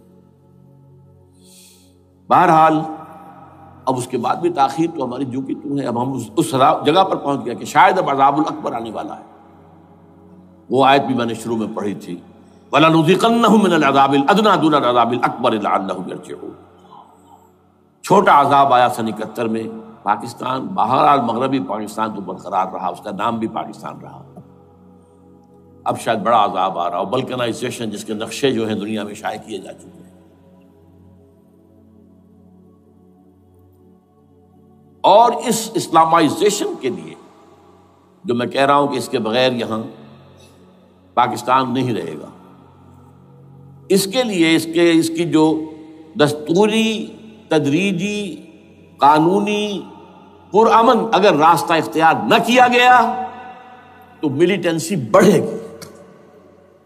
یہ رکنے والی نہیں ہے. یہ جو اوپر کا جو علاقہ ہے، ایک ٹرائنگل ہے جس کا نقشہ کھینچا ہے ایک بہت بڑے مصری ادیب اور مورخ نے، شکیب ارسلہ ان کا نام تھا. انہوں نے کہا ہے کہ یہ پامیر سطح مرتفع جو ہے، پامیر جسے روف آف دی ورلڈ کہا جاتا ہے، اس سے پہاڑوں کے سلسلے نکلتے ہیں. کوئی چین کی طرف چلا گیا، کوئی تبت کی طرف چلا گیا، جو قراقرم ادھر آ گیا پاکستان کی طرف، ہمالیہ آ گیا پاکستان انڈیا کی طرف، ادھر ہندو کش چلا گیا افغانستان میں. یہ سب جیسے کہ ایک جو پہیا ہوتا ہے، اس کے جو لگے ہوتے ہیں اسپوکس جنہیں کہتے ہیں. اس نے کہا کہ ایک طرف ہمالیہ اور ایک طرف ہندو کش، اس کے درمیان میں جو قوم رہتی ہے، اب نوٹ کر لیجیے، یہ ہمالیہ کا اینڈ جو ہے مغربی، وہ کیا ہے، یہ نتیا گلی وغیرہ اسی کا حصہ ہے. اس کے بعد ختم، دریائے سندھ بہ رہا ہے، لیکن اوپر جا کر وہ ٹرن دیتا ہے رائٹ کو، تو پھر اب وہ قراقرم اور ہمالیہ کے درمیان جاتا ہے، یہاں تک کہ انڈیا سے جو اس کا داخلے کا راستہ آ جاتا ہے. لیکن یہ جو ہے، یہ درمیانی راستہ، یہ اصل میں ہندو کش ادھر اور ہمالیہ ادھر، اس کے درمیان جو قوم آباد ہے. اور اس ٹرائنگل کا بیس ہے مالاکنڈ کا پہاڑ، مالاکنڈ، ہمالیہ، ہندو کش. اس ٹرائنگل میں جو قوم آباد ہے، شکیب ارسلہ کہتا ہے اگر پوری دنیا میں اسلام کی نبضیں ڈوب جائیں تب بھی یہاں کے لوگوں میں اسلام کی نبض چلتی رہے گی. یہ وہ علاقہ ہے جہاں سے پاکستان کے طالبان کا آغاز ہوا، جہاں سے پرامن تحریک چلی تھی، اس کا راستہ روک دیا گیا. اب وہ شدت پسندی پر آ گئے، اور یہ شدت پسندی بڑھے گی اگر آپ نے تشدد سے روکا. اگر امریکہ کے چمچے بنے رہے، اگر امریکی ایجنڈے ہی کو پورا کرتے رہے اور اپنے لوگوں کو مارتے رہے، تو جواب میں گر ایک چراغ حقیقت قبول کیا تم نے تو موج دودھ سے 100 آفتاب ابھریں گے. یہ اب جو آ رہے ہیں، کہاں سے آ رہے ہیں آپ کے یہ خودکش حملہ آور؟ یہ وہی ان لوگوں کے رشتہ دار ہیں نا جو امریکی بمبارڈمنٹ میں مارے گئے ہیں. کتنے ہیں جن کے بچے ختم ہو گئے، بیٹے مر گئے. یہ جو ہمارے ہاں ایک کمانڈوز کے کیمپ کے اوپر جو حملہ ہوا تھا اور خودکش بمبار، جس سے کہ شاید 18-19 بہترین آپ کے کمانڈوز ختم ہوئے تھے، وہ کون تھا؟ وہ خود کمانڈو تھا. اندر کوئی اور تو جا ہی نہیں سکتا تھا، یہ کمانڈوز کا کیمپ تھا، اور اس کے میس میں لوگ کوئی جا سکے؟ وہ خود کمانڈو تھا. اس کی بیٹی لال مسجد کے اندر جلی تھی. اب آپ اندازہ کیجئے کہ اس کے دل میں جو کھول رہا تھا اس کا جذبہ، اس نے اس کو ٹھنڈا کیا خود جان دے کر. تو جان لیجیے، ادھر باجوڑ میں حملہ ہوا تھا، ادھر جو ہماری ملٹری پریڈ کے اوپر حملہ ہو گیا. تو یہ بات رکے گی نہیں. اور یہ ظاہر بات ہے کہ اب شمال سے لے کر نیچے تک کی بات ہے. وہاں پر بھی میں نے شروع بھی کہا تھا کہ خطرہ حقیقی ہے، غیر حقیقی نہیں ہے، وہمی اور خیالی نہیں ہے. اس لیے کہ اب جو اس علاقے سے جا رہے ہیں ہجرت کر کے کراچی، وہی ان کی جگہ ہے، وہیں پر ان کے رشتہ دار ہیں، محسود ہیں، وزیری فلاں ہے، یہ ہے وہ ہے، وہاں وہ جا رہے ہیں. اور وہاں پر بھی ظاہر بات ہے کہ جو کچھ ہو رہا ہے افغانستان میں اور جو کچھ ہو رہا ہے شمال سرحدی صوبے میں، اس کا ایک تسلسل ہوگا. میں یہاں یہ عرض کر دوں آپ سے کہ تقریباً 4 سال قبل، بلکہ 4.5 سال،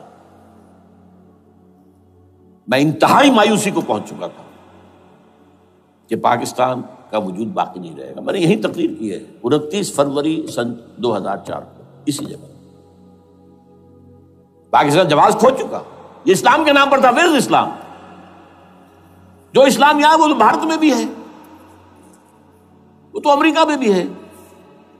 وہ کہاں ہے اسلام کا سیاسی نظام، اسلام کا تعزیراتی نظام، اسلام کا کرمنل لا، اسلام کا سول لا، اسلام کے فیملی لاز کہاں بنائے تھے اس شخص نے جو فیلڈ مارشل بنا تھا، خود ساختہ، جو اس نے قوانین بنائے تھے. تمام علماء نے کہا تھا، تمام مکتبہ فکر کہ غلط ہے.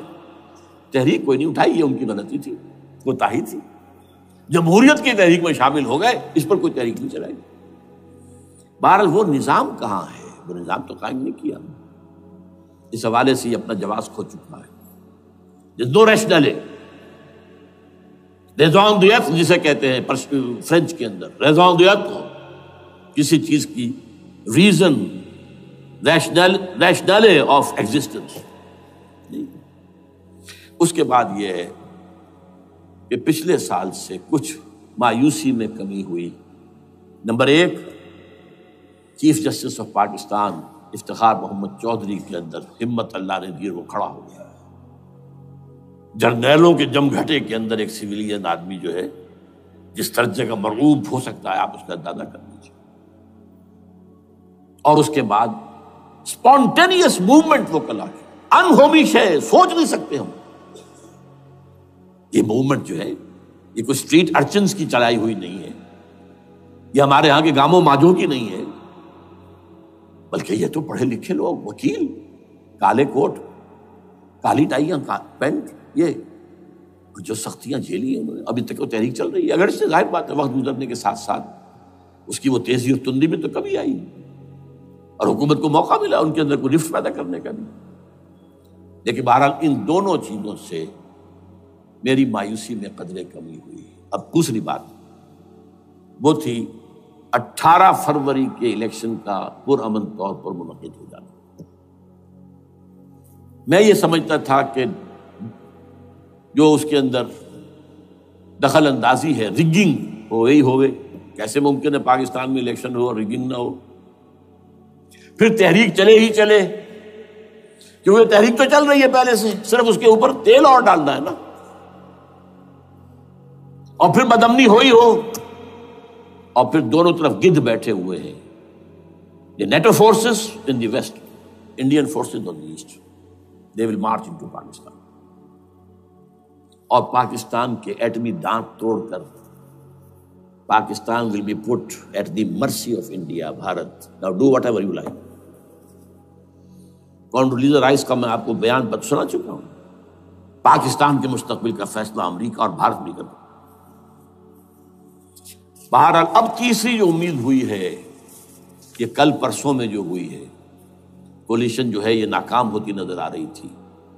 لیکن یہ کہ صدر کے مواخذے پر یا صدر کے خلاف جو ایک کارروائی ہو رہی ہے اللہ کرے کہ وہ پوری ہو جائے، یا اس سے بھی بہتر ہے کہ وہ خود ہی استعفیٰ دے کر دفع ہو جائے.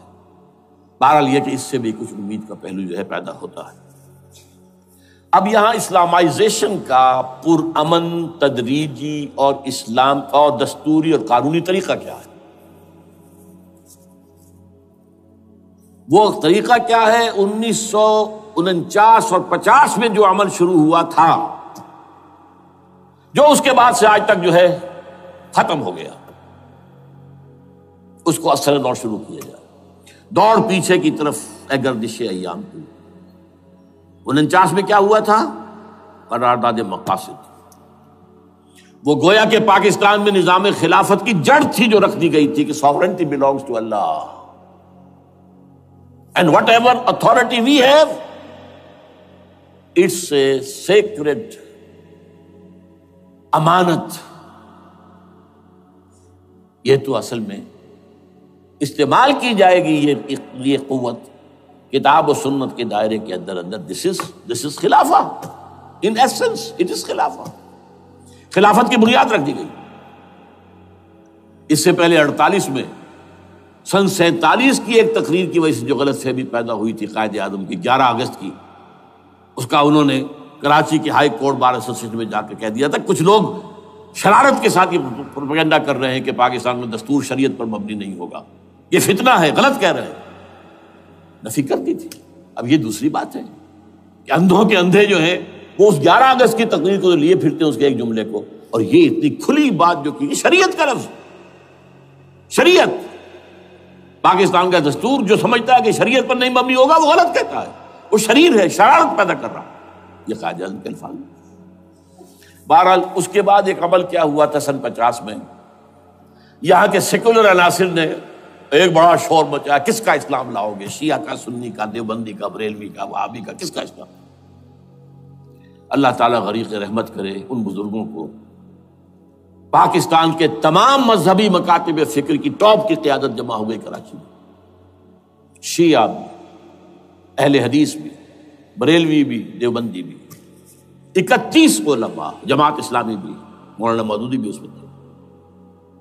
انہوں نے 22 پرنسپلز ایگریڈ اپون، دستور بنانے کے لیے 22 پرنسپلز ہیں، حاضر ہیں بناؤ دستور. اب کوئی دلیل نہیں رہی، کوئی عذر نہیں رہا، تمام مکاتب فکر کے لوگ جمع. بعد میں ہوا کیا ہے، اس میں کس کا کتنا رول ہے، یہ بڑی درد بھری داستان ہے، میں اس وجہ کو چھیڑنا نہیں چاہتا. حاصل کیا ہے، وہاں سے ہمارا پروسیس ڈیریل ہوا، کچھ اپنوں کے کیے، کچھ بیرونی دباؤ کے تحت. قرارداد مقاصد کی سزا دی گئی لیاقت علی خان کو، تم نے پاس کرائی ہے. اسے ایسے قتل کیا گیا کہ سراغ تک نہیں ملا کہ کس نے قتل کیا. یہ ایسے تو نہیں ہوتا، اس میں پیچھے بڑے بڑے کریکٹرز، بڑے بڑے کردار. اب اس کے بعد وہ عمل کیسے شروع ہو؟ ضیاء الحق نے جو ایک ادارہ قائم کیا تھا فیڈرل شریعت کورٹ، اصولی اعتبار سے بہترین قدم تھا. وہ کیا تھا؟ یہ شریعت کورٹ ہے، اس میں کوئی شخص لائے پیٹیشن کہ پاکستان کا فلاں قانون جو ہے میں ثابت کرتا ہوں کتاب و سنت کے منافی ہے، یا کورٹ سو موٹے لے لے کسی بھی معاملے کو، ایگزسٹنگ جو قوانین ہیں ان کا جائزہ لے کہ اس میں یہ پورا قانون یا اس کی یہ شق جو ہے یہ خلاف شریعت ہے. اس پر آرگومنٹ ہو، دونوں طرف کے دلائل ہوں، علماء بھی آئیں، وکلاء بھی آئیں، بحث کریں. شریعت کورٹ کا تو میدان ہوتا کھلا. بالآخر اگر کورٹ فیصلہ دے دے کہ ہاں یہ ایگزسٹنگ قانون یا جو قانون قابل زیر غور ہے بننے جا رہا ہے یہ خلاف شریعت ہے یا جزون شریعت کے خلاف ہے، تو وہ اسے کینسل کر دے گا اور کہہ دے گی کورٹ کہ اگر یہ مرکزی معاملہ ہے تو مرکزی حکومت، صوبائی معاملہ تو صوبائی حکومت، اتنی مدت میں 3 4 6 مہینے کے اندر اندر اس کی آلٹرنیٹ لیجسلیشن کر لے. جیسے ہی مہلت ختم ہوگی یہ قانون ڈیفنکٹ ہو جائے گا. اصولی اعتبار سے اس سے زیادہ صحیح اسکیم کوئی نہیں سوچ سکتا، آج بھی میں قائل ہوں. لیکن یہ بدبختی تھی اس شخص کی، ضیاء الحق کی، اس کو بالکل غیر مؤثر کر دیا. 2 ہتھکڑیاں پہنا دی، 2 بیڑیاں پہنا دی. کانسٹیٹیوشن آف پاکستان آپ کے دائرۂ کار سے خارج ہے، یہ سیکریٹ کاؤ ہے، ہاتھ نہ لگانا. جو جوڈیشل پروسیجرل لاز ہیں، ضابطۂ دیوانی، ضابطۂ فوجداری، یہ بھی تمہارے دائرے سے خارج ہے. مالی معاملات 10 سال تک خارج، اور فیملی لاز مستقل خارج. انا للہ و انا الیہ راجعون. اب کرنے کا کام کیا ہے؟ نمبر 1، فیڈرل شریعت کورٹ کے دائرے پر جو تحدیدات ہیں، لیمیٹیشن ختم کی جائیں یکسر. نمبر 2، اس کا سٹیٹس کم سے کم ہائی کورٹ کے درجے کا ہونا چاہیے. نمبر 3، اس میں جید علماء کو لا کر بٹھایا جائے، ان کی میجورٹی ہونی چاہیے. وکلاء بھی ہوں، جدید تعلیم کے، جدید قانون کے جاننے والے، لیکن علماء بھی ہوں. اگر آپ جید علماء کو لے آئیں گے تو پھر وہ جو عام مولوی ہے بیچارہ، وہ جو پوری طرح نیم خواندہ ہے یا نیم تعلیم یافتہ ہے، یا ہمارا عام آدمی ہے جو طالبان کے انداز کے اندر وہ شدت پسندی پر آ گیا ہے، اسے یہ اندازہ نہیں ہے کہ دین میں اہمیت کس شے کی اول ہے، پھر دوسری کون سی، ثانوی شے کون سی ہے. اب اس کے بجائے علماء، جدید علماء، تمام جو ہے مسالک کے علماء اس میں شامل کیے جائیں. اس کے فیصلوں پر نظر ثانی کا کھلا موقع ہونا چاہیے. ایک دفعہ عدالت فیصلہ کر دے، نظر ثانی کا موقع ہونا چاہیے. اور کسی شہری کی طرف سے پیٹیشن آئے یا سو موٹو، وہ جائزہ لے اور ایک ایک کر کے قوانین جو ہے غلط ختم. ان کی جگہ پر لیجسلیشن پارلیمنٹ ہی کرے گی یا صوبائی اسمبلی کرے گی. کورٹ کا کام لیجسلیشن نہیں ہے. وہ یہ کہہ سکتا ہے کہ یہ بھائی یہ معاملہ جو ہے شریعت سے تجاوز کر گیا ہے، یا فلاں جو قانون تم بنانے چلے اس کی یہ شق جو ہے شریعت کے خلاف ہے. بس فیصلہ یہ دے گی. ظاہر بات ہے لیجسلیشن اس کا کام نہیں، لیجسلیشن جو کرے گی آپ کی نیشنل اسمبلی کرے گی، آپ کی صوبائی اسمبلی کرے گی. لیکن وہ اس کا متبادل قانون لے آئیں اور پہلا قانون ختم ہو جائے گا. اچھا، اس عرصے کے دوران جو کونسل آف اسلامک آئیڈیالوجی پر ارب روپیہ خرچ ہوا ہے، اس کی رپورٹوں کے انبار لگ گئے ہیں، کسی ایک سفارش کو بھی آج تک پارلیمنٹ میں پیش نہیں کیا گیا. اور اس میں جید علماء رہے ہیں اور تمام مکاتب فکر کے علماء رہے ہیں. ان کی رپورٹوں کو رفتہ رفتہ پارلیمنٹ کے سامنے لایا جائے اور ان کے ذریعے سے نئی قانون سازی کی جائے۔ اگر آپ یہ قانونی دستوری راستہ کھول دیں گے اور تجدیداً اس طریقے سے Islamization of laws of Pakistan ہو جائے تو ظاہر بات ہے کہ پھر جو دہشت گرد ہیں، دہشت پسند ہیں، جن کو آپ خطرہ کہہ رہے ہیں، خطرہ، طالبان آنند، طالبان آ گئے، طالبان آ رہے ہیں، اب ڈرو اور بچو اور مقابلے کی تیاری کرو اور اسلحہ تیار کرو، اگر یہ کام کریں گے تو پھر ظاہر بات ہے کہ وہ تو فساد ہوگا، اور فساد کا نتیجہ کیا نکلے وہ اللہ ہی بہتر جانتا ہے۔ لیکن یہ پروسیس جو میں نے بیان کیا ہے، اگر اس پر عمل ہو جائے تو یہ وہ پروسیس ہے جسے جنرل حمید گل نے کہا تھا کہ اگر ایسا ہو جائے تو یہ سافٹ ریولوشن ہوگا، بغیر تشدد کے، بغیر کسی اور کے۔ اگر نیت ٹھیک ہے اور اگر یہ واقعی جیسے قائم علی شاہ نے سمجھ لیا ہے اور جیسے کہ ذوالفقار مرزا نے سمجھ لیا ہے، اسلامائزیشن اگر اس کو سب سمجھ لے، زرداری بھی سمجھ لے اور نواز شریف بھی سمجھ لے اور سب سمجھ لے، تو ظاہر بات ہے کہ پھر کسی توڑ پھوڑ کے بغیر، کسی اور بدامنی کے بغیر، کسی تشدد کے بغیر اسلامائزیشن یہاں ہو جائے تو سب کے دل خوش ہو جائیں گے اور یہ سارا جو بھی تشدد ہے، یہ دہشت گردی ہے، اس کے راستے بند ہو جائیں گے۔ اگر ایسا نہیں کرتے تو غیر تعلیم یافتہ یا نیم تعلیم یافتہ، جن کو کوئی پورا تصور نہیں ہے، نہ دنیا کے حالات کا علم ہے، نہ شریعت کے جو اصل مصادر اور منابع ہیں، اصل سورسز، ان تک رسائی ہے، بس کچھ چیزیں سن رکھی ہیں۔ یہ تو معلوم ہے انہیں کہ داڑھی رکھنی ہے، سنت ہے، لیکن یہ کہ یہ فرض تو نہیں ہے بھائی، پھر اس کی کوئی خاص مقدار تو معین نہیں ہے، یہ تو نہیں جانتے۔ ویڈیوز ہیں، آڈیوز ہیں، ان میں گانے ہیں، اس میں آپ کو معلوم ہے کہ عریانیت ہے، جو بھی ویڈیوز ہیں، وہ تو ان کو جلائیں گے ان کی دکانوں میں۔ آپ تعلیم دے رہے ہیں لڑکیوں کو، وہ جانتے ہیں جو تعلیم آپ دینا چاہتے ہیں، آپ تو ڈانس کی تعلیم کو بھی وہاں پر نافذ کر رہے ہیں، آپ نے تو تعلیم کا شعبہ ہی دے دیا اسماعیلیوں کے ہاتھ میں، لہذا ان کا تو رد عمل ہوگا، ہوئے۔ اس کا راستہ اگر روکنا ہے تو اس پروسیس سے جو میں نے بیان کر دیا ہے، جس کو میں بیان کر رہا ہوں نہ معلوم کب سے، نواز شریف صاحب، ان کے والد میاں محمد شریف صاحب مرحوم، اور شہباز شریف صاحب اور عباس شریف صاحب چاروں میرے پاس آئے تھے، 2 دفعہ آئے تھے، اور میں نے یہ ترمیمی بل پیش کیا تھا جس کے آئٹم میں نے آپ کو گنوا دیے، بہرحال نہیں کیا کچھ انہوں نے۔ لیکن یہ کہ اگر یہ نہیں کریں گے تو یہ کہ دوسری طرف یہ سمجھ لیجئے اس وقت پاکستان کے دینی مدرسوں میں شدید تحریک چل رہی ہے۔ لال مسجد یہ ایک سمبل بن چکا ہے، یہ ایک علامت ہے، اور یہ ملیٹنسی کی طرف بہت بڑی تعداد میں، خاص طور پر جو طالب علم ہیں عربی مدارس کے، طالبان کی سورس یہی تو ہے نا، یہی تھے جن سے کہ افغانستان میں طالبان ابھرے تھے اور یہیں سے پاکستان کو ابھر رہے ہیں۔ ان کے اندر شدید لہر ہے اور کوئی بہت بڑا فساد ہو گیا اگر خدا نہ خواستہ تو that will be the end of Pakistan. اس سے بچنا ہے تو وہ راستہ اختیار کریں جو میں نے بیان کر دیا ہے، جو میں سال سے بیان کر رہا ہوں۔ دستور کا ترمیمی بل بنا کر دیا ہے، اسے عام بھی کیا ہے۔ البتہ اس عرصے میں ظاہر بات ہے کہ ہم کیا کریں گے، ہمارا کوئی پروگرام کسی ملیٹنسی کی طرف جانے کا نہیں ہے، ہم اسے مفید نہیں سمجھتے بلکہ مضر سمجھتے، یہ کاؤنٹر پروڈکٹیو ہے۔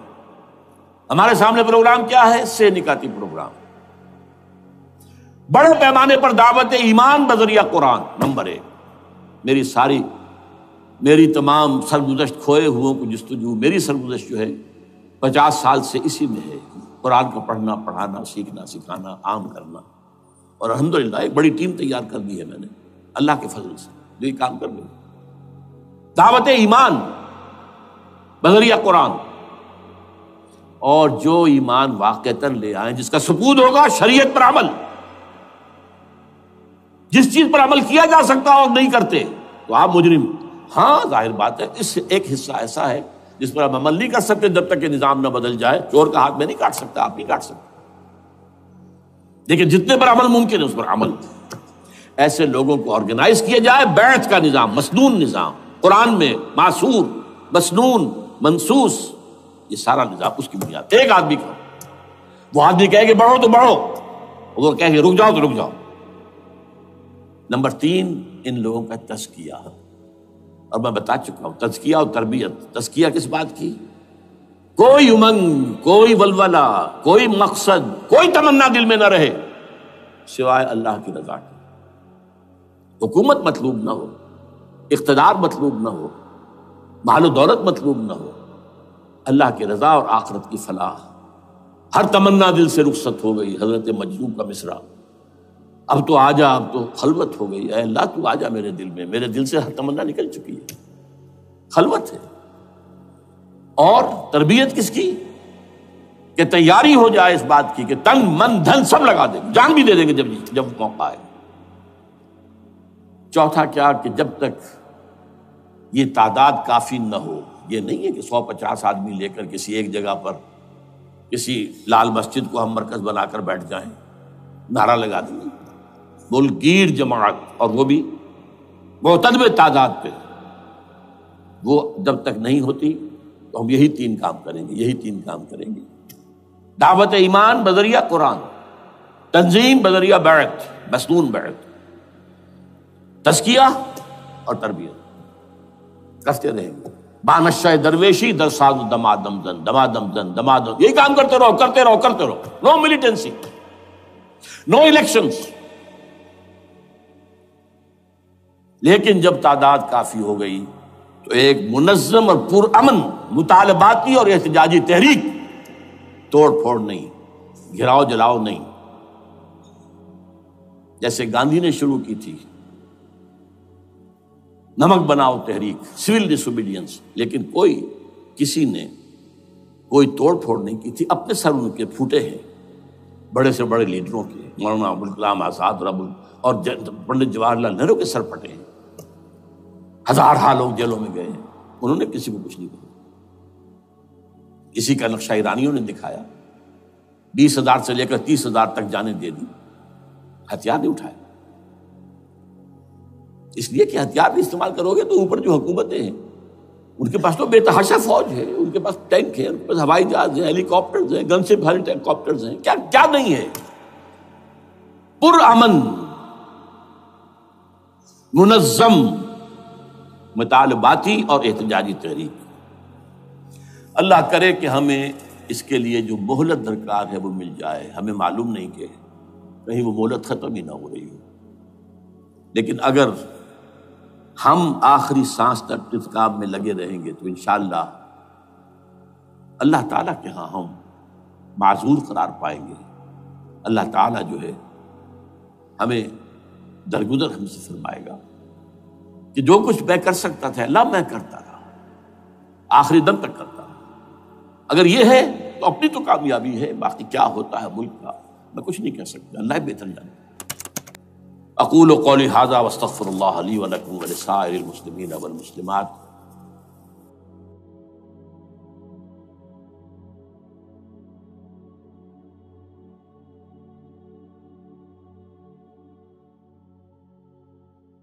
چنگا لگدا ہے علی والا، سونا لگدا ہے علی والا، سونا لگدا ہے علی والا، چنگا لگدا ہے علی والا، علی والا والا علی والا، چنگا لگدا ہے علی والا، سونا لگدا ہے علی والا۔ کسے بھی میدان چو، کسے بھی میدان چو، سن لے سن لے سن لے، نہیں بھجدا علی والا، نہیں بھجدا علی والا۔